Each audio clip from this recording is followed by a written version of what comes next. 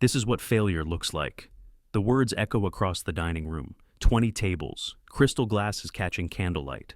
The kind of restaurant where reservations book 3 months out. Mateo Reyes stands beside table 12, notepad in hand, white shirt, black vest. Posture perfect despite the insult. The man who spoke, Richard Vandermeer, mid-40s, Rolex, custom suit, gestures at Mateo like he's pointing out a museum exhibit. His dinner companions laugh. 3 other executives, expensive watches, louder voices. I mean, look at him, Richard continues. How old are you? 35, 40, 38, Mateo says quietly. 38 years old, and you're taking orders for a living. Richard shakes his head. No ambition, no drive, just settling. His companions murmur agreement. One woman, sharp suit, sharper eyes, adds, "It's actually kind of sad." Mateo's grip on his notepad tightens, barely visible. His face shows nothing. "Can I get you anything else?" His voice stays level, professional. Richard leans back in his chair. "Yeah, some life advice, but I doubt you're qualified to give it." More laughter. Mateo nods once. "I'll bring your check." He turns, walks toward the kitchen, his steps measured, controlled. Behind him, Richard's voice carries, "And that's why you stay in school, kids. Otherwise you end up like that guy." The laughter follows Mateo through the swinging kitchen doors. Inside, the head chef, a woman named Iris who's worked here 15 years, glances at him. "You okay?" Mateo sets down his notepad. His hands are shaking. "Fine. You don't look fine." "I'm used to it." Iris's expression hardens. "Doesn't make it right." "No, but it makes it manageable." Mateo picks up the check, returns to the dining room, sets it on table 12 without a word. Richard doesn't even look at it, just slides a credit card across the table. "Keep the change." Mateo processes the payment, returns with the receipt. Richard signs, leaves a $5 tip on a $300 meal. Then he stands, his group follows. They walk toward the exit, loud, confident, oblivious. The door closes behind them. Mateo clears the table, stacks plates, wipes down surfaces. His jaw is tight, his breathing careful. But he doesn't break. Across the restaurant, sitting at a corner booth he occupies most evenings, owner Adrian Frost watches. He's been watching all night, saw everything. He says nothing, just watches Mateo work, and wonders. 3 hours later, the restaurant is closed, 11:45 p.m. Staff gone, chairs stacked on tables, floors swept, lights dimmed. Mateo finishes his closing duties, checks the kitchen one last time, locks the back door. Adrian sits in his office, door open, laptop glowing. He's reviewing inventory when he hears it. Music, soft, classical, coming from the main dining room. Adrian stands, walks quietly to the doorway, looks out. Mateo is still there, at table 7, laptop open, papers spread across. The surface. He's typing, focused, completely absorbed. Adrian watches for 30 seconds, then steps forward. Mateo's head snaps up, startled.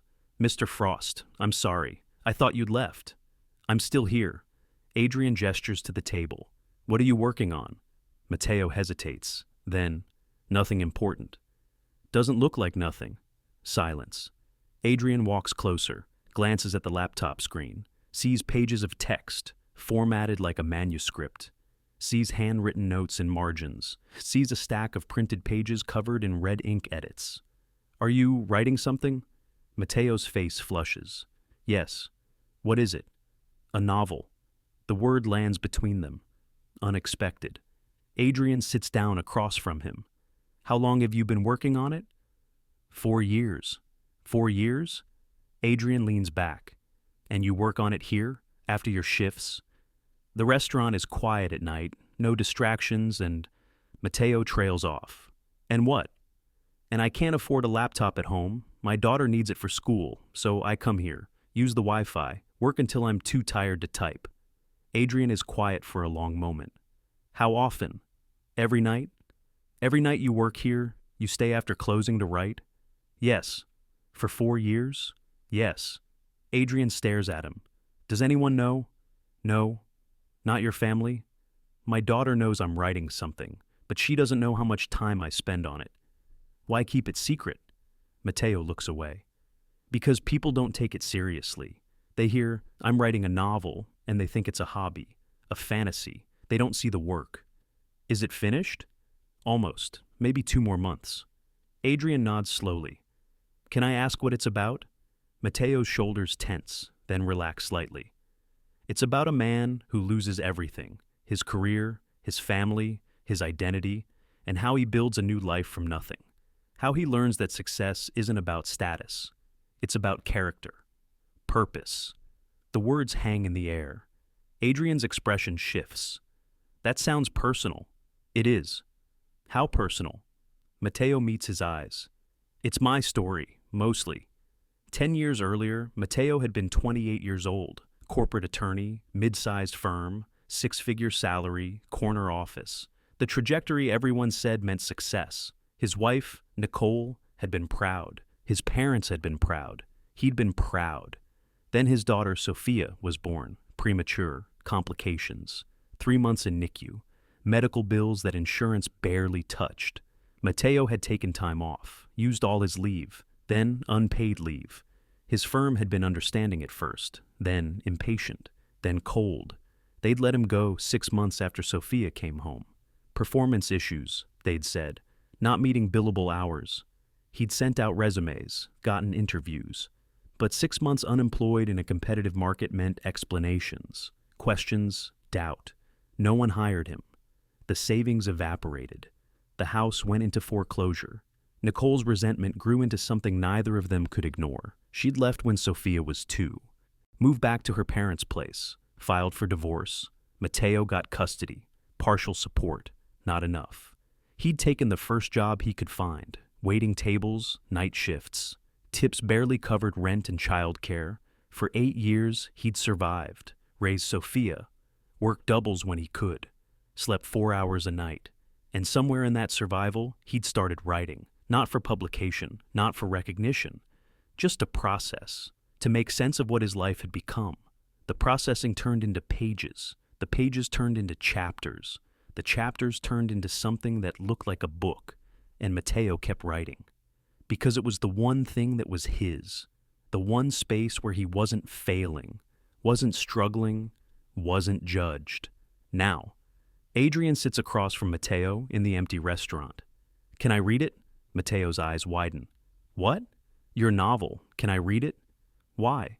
Because I'm curious. Because you've spent 4 years working on it in my restaurant after hours. Because tonight I watched a customer humiliate you and you took it without breaking. And now I'm wondering what kind of person does that. What kind of strength that requires. Mateo's throat tightens. It's not finished. I don't care. It's rough. Needs editing. I'm not a literary critic. I just want to read it. Mateo stares at his laptop, at the pages, at 4 years of late nights and exhaustion and hope he barely admits to himself. Okay, he says quietly. He emails Adrian the manuscript, all 63,000 words. Adrian stands. I'll read it this week. Get back to you. Mateo nods, can't speak. Adrian pauses at the door. Mateo? Yes? What that guy said tonight, about failure, he's wrong. You don't have to. I'm not being nice. I'm being factual. Working an honest job while raising a child and writing a novel at midnight. That's not failure. That's the opposite. Mateo's eyes burn. Thank you. Adrian leaves. Mateo sits alone in the dark restaurant, staring at his laptop, wondering what happens next. 5 days later, Mateo is prepping tables for dinner service when Adrian appears. Can I talk to you, office? Mateo's stomach drops. Of course. They walk to the office. Adrian closes the door, sits behind his desk. Mateo remains standing, nervous. Adrian pulls up something on his laptop, turns the screen. It's Mateo's manuscript, covered in notes, highlighted sections, comments and margins. I read it, Adrian says, 3 times. Mateo can't breathe. It's good, really good. The pacing needs work. Some scenes drag. Your dialogue is sharp, but you overuse certain phrases. Chapter 7 is too slow. Chapter 19 is perfect. Mateo blinks. You You actually read it. I told you I would. But you read it 3 times. Adrian nods. Because the first time I read it to see if it was competent. The second time I read it to see if it was publishable. The third time I read it because I wanted to. Silence. Mateo, this is a real book, a good book. You should publish it. I don't know how. Neither did I, but I know people. I have connections, publishing, marketing. Would you let me help? Mateo sits down slowly. Why would you do that? Because you work harder than anyone I've ever employed. Because you take abuse from customers with dignity. Because you spend your nights creating something meaningful instead of collapsing into bed. That deserves support. Mateo's vision blurs. I can't afford. I'm not asking for money. I'm offering to make introductions, connect you with an agent I know, someone who might take you seriously. Why? Because 10 years ago, I was washing dishes, dreaming about opening a restaurant. Someone gave me a loan, no collateral, just belief. This is me paying that forward. Mateo can't speak, just nods. Adrian writes down a name, a phone number, slides it across the desk. Her name is Claudia Fenn, literary agent. Tell her I sent you, she owes me a favor. Mateo takes the paper, stares at it. One condition, Adrian says. Mateo looks up. You keep working here until the book sells. I don't want to lose my best waiter. Mateo laughs. It comes out broken, grateful. Deal. 3 months later, Mateo stands in the dining room, mid-shift, busy Friday night. He's carrying a tray of entrees when he sees them. Table 12, the same table. Richard Vandermeer and his group, same expensive suits, same loud confidence. Mateo's chest tightens. He delivers his tray, returns to the host stand, tells the hostess, I can't take table 12. She frowns. Why not? Just, please, give it to someone else. She nods, assigns it to another server. Mateo watches from across the room. Richard doesn't notice him, doesn't remember. Why would he? But Adrian notices. He appears beside Mateo. That's the guy from 3 months ago. Yes. You want me to kick him out? No. Why not? Because he's a customer, and I'm a professional. Adrian studies him. You're better than he deserves. Maybe, but I don't do this job for people like him. I do it for people like you, and for me, and for Sophia. Adrian nods slowly. Fair enough? The shift continues. Richard and his group eat, laugh, leave generous tips for their server, never notice the waiter they mocked 3 months earlier, never know his name, never think about him again. 6 months later, Mateo gets the call on a Tuesday, mid-afternoon, his day off. Claudia Fenn, the agent Adrian connected him with. Mateo, I have news. His heart stops. Okay. I have an offer, small publisher, they love the book, they want to buy it. Mateo sits down heavily. How much? $15,000 advance. Not huge, but it's a real contract, real distribution, a chance. $15,000. Yes. Do you want to accept? Mateo closes his eyes. $15,000 is 6 months of rent, is Sophia's braces, is security he hasn't felt in a decade. Yes, he whispers. Yes. Claudia laughs. Congratulations, Mateo. You're going to be a published author. They hang up. Mateo sits in his tiny apartment, staring at nothing. Then he calls Sophia. She's at school. He leaves a voicemail. Hey, mija, it's Dad. I have good news. Call me when you can. He sits on the couch, lets himself cry, just for a minute. Then he wipes his face, stands, makes coffee, goes back to preparing for his evening shift. 1 year later, the book releases on a Tuesday. Modest print run, small marketing budget, reviews start appearing. A raw, honest portrayal of loss and rebuilding. Mateo Reyes writes with the authority of someone who's lived every word. A powerful debut. Sales are slow, then steady. Then something unexpected happens. A book blogger with 200,000 followers posts a review, calls it the most honest book about fatherhood and failure I've ever read. Sales spike. A podcast host interviews Mateo. His story, waiter by night, writer by later night, single father always, resonates. More interviews, more reviews, more sales. 3 months after release, the book hits a regional bestseller list. Mateo still works at the restaurant, still takes orders, still clears tables. But now, sometimes customers recognize him. Wait, are you Mateo Reyes, the author? He nods. Yes. I loved your book. Thank you. Why are you still waiting tables? Because I like it, and because it's honest work. They don't always understand, but Mateo doesn't need them to. 18 months after publication, Mateo is setting up for dinner service when Adrian calls him into the office. Sit down. Mateo sits. What's wrong? Nothing's wrong. Adrian slides a piece of paper across the desk. This came for you. It's a check, made out to Mateo Reyes, $68,000. Mateo stares. What is this? Royalties, from your publisher. Your book's been selling, steadily. This is your earnings for the last quarter. Mateo can't process the number. 68,000? That's after the advance was recouped. This is pure profit. Mateo's hands shake. I don't understand. Your book found its audience. People are buying it, recommending it. It's working. But this is more than I make in a year waiting tables. I know. Mateo looks up. Does this mean I should quit? Adrian laughs. That's up to you. What would you do?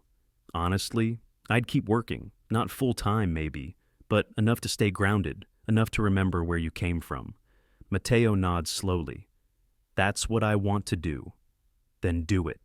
2 years after publication, Mateo stands in a bookstore, signing copies of his novel, 20 people in line, some holding worn copies, some with new ones. A woman approaches, mid-40s, nervous smile. I just wanted to thank you. Your book helped me through my divorce, reminded me I could rebuild.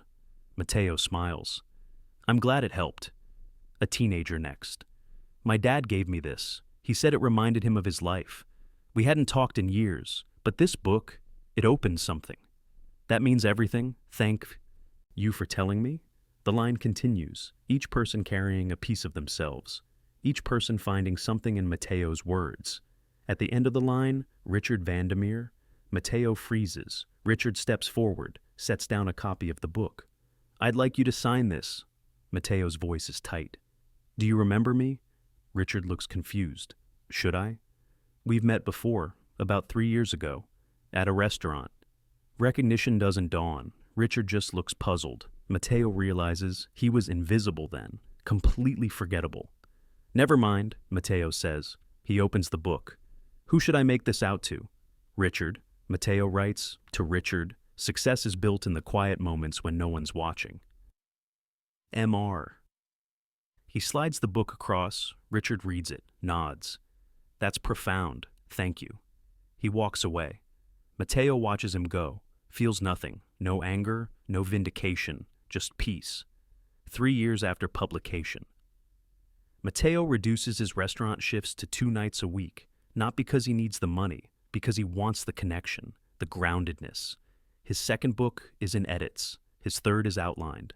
Sophia is 17, applying to colleges, proud of her father, understanding now what those late nights meant.